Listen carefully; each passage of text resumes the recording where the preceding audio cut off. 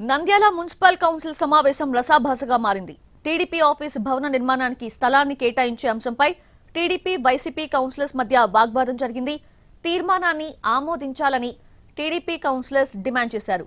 అయితే పెండింగ్ లో ఉన్న తమ పార్టీ భవన నిర్మాణానికి స్థలం కేటాయించే అంశాన్ని క్లియర్ చేయాలని వైసీపీ కౌన్సిలర్స్ పట్టుబట్టారు. దీంతో సమావేశాన్ని బహిష్కరించారు టీడీపీ కౌన్సిలర్స్.